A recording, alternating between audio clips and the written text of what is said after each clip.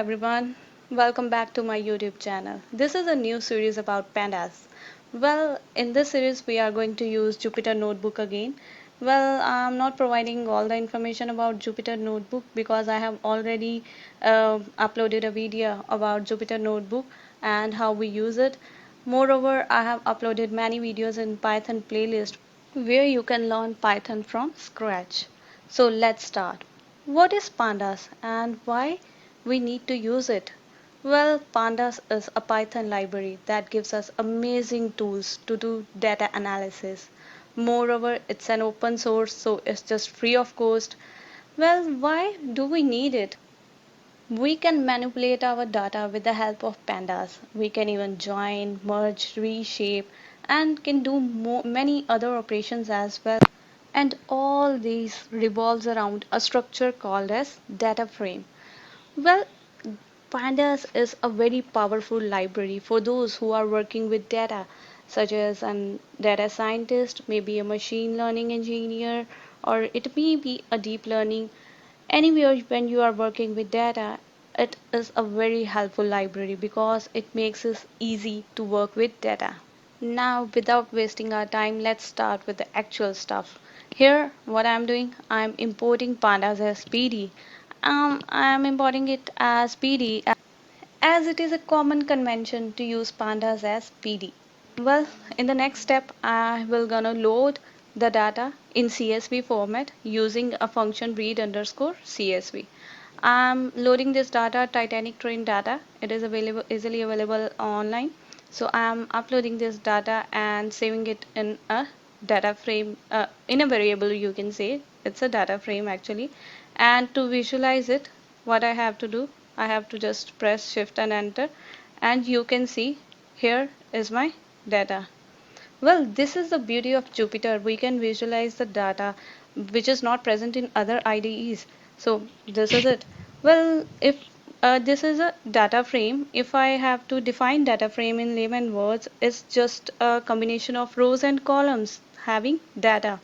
Data frame is the backbone of pandas. We will discuss it about in my upcoming videos, but here you can just understand that it's a combination of rows and columns having data in it.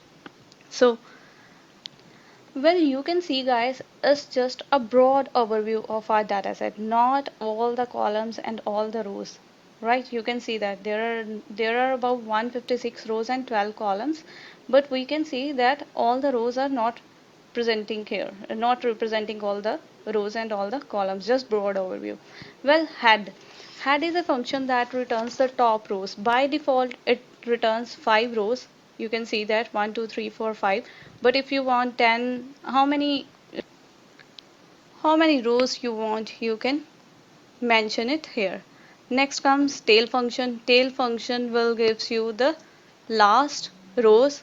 By default, it will also give you 5 rows, 5 last rows, but you can mention it like here I have mentioned it as 6. I want last 6 rows, so it will give me last 6 rows. Next come D types. D types basically is a data types. It will give you columns with the data types. Means passenger column, all the values are of integer type, survived integer, then name, object, fine. It will give you the data type of each and every column. Next comes shapes. Shape will give you the total number of rows and columns present in your dataset. Well, you can see that shape as well as dtype both are attributes. These are not methods. That's why I have written it as this, no brackets. Brackets are only used with methods. Methods are basically functions. With attributes, you don't need to use these brackets. Otherwise, you will get an error. So info is a method actually. Info will give you all the details about your dataset. Okay, there are total 156 entries, means 156 rows are there, 12 columns are there.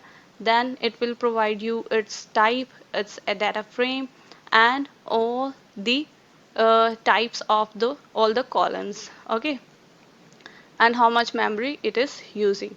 Well, guys, you have seen that the data type, when we visualize this data type, it is not giving us all the values. All the values means all the rows and all the columns, But we can also set this values and columns we want by using this set option function. Okay, we have to use this set option function and display if we want maximum columns, how many number of columns at the max you want, such as here I have mentioned at 12. And you can use also this for rows. For example, I can set it as 6. Okay, means maximum rows I want to be displayed are 6. So here you can see that only 6 rows and 12 columns it will give back to you. It will return that much. Well, we have talked about pandas, what is pandas, why do we use pandas, and how to read the data set in pandas, how to get the shape information about that data set, and how we can set our columns and rows. So this is all about the basics of pandas. In next video we will go in more detail. Thank you so much. Stay tuned. Bye bye.